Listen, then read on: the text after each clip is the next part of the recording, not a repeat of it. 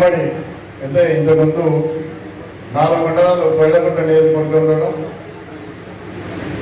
ఒక మండలం బనగానపల్లి నియోజకవర్గంలోనూ, 2000 పాణ్యం నియోజకవర్గంలోనూ ఉండేది. పాణ్యం నియోజకవర్గంలోని మండలాలు 4 మండలాలు ఉంటే 4 మండలాలు 4 నియోజకవర్గాలకి వెళ్ళిపోయినాయి.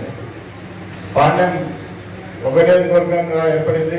పేదచెల్ల గౌరవ నియోజకవర్గంలోనూ, వెల్దుర్తి మరి ఆ యొక్క పత్తికొండ నియోజకవర్గం, ఈ విధంగా బనగానపల్లి సపరేట్గా ఒక నియోజకవర్గం ఏర్పడడం జరిగింది. అదేవిధంగా కోయలగుంటల్లో దాదాపు 6 మండలాలు ఉంటే మనకు 4 మండలాలు బనగానపల్లి నియోజకవర్గంలోనూ, మిగతా దొడ్డిపాడు, అదేవిధంగా ఉయ్యలవాడ మండలం ఆలగడ్డ నియోజకవర్గంలోనూ కావడం జరిగింది. మరి గతంలో ఉండే 4 మండలాలు, కోయలగుంట నియోజకవర్గంలో ఉండే 4 మండలాలు, మరి బనగానపల్లి పూర్వపు పాణ్యం నియోజకవర్గంలో 2002 ఓటర్ లిస్టు పరిశీలించినప్పటికీ దాదాపు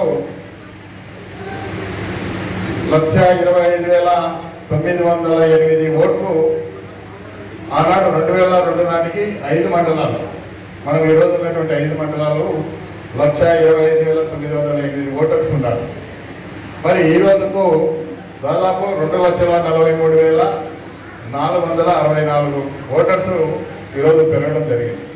అంటే దాదాపు 51% ఓటింగ్ శాతం పెరిగింది.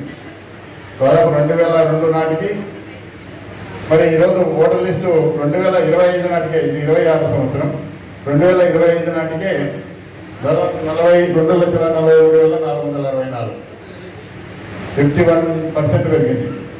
దీంట్లో చనిపోయిన వాళ్ళు ఉన్నారు, దొంగ ఓటర్స్ ఉన్నారు, ఈ ప్రాంతం లేని వాళ్ళు ఉన్నారు, డబల్ ఎంట్రీలు ఉన్నారు, అన్నీ కలిపి ఈ విధంగా జరగడం జరిగింది. ఎందుకంటే మరి ఈ సర్వ్ అనే ప్రోగ్రాం చాలా సంవత్సరాలు, ఎందుకంటే గతంలో ఎప్పుడు కూడా లేదు. స్పెషల్ ఇంటెన్సివ్ రివిజన్ అని చెప్పి కొత్తగా ఏర్పాటు చేయడం జరిగింది. ఇప్పుడే రోజిరెడ్డి గారు అన్ని వివరంగా పూర్తిగా చెప్పడం జరిగింది.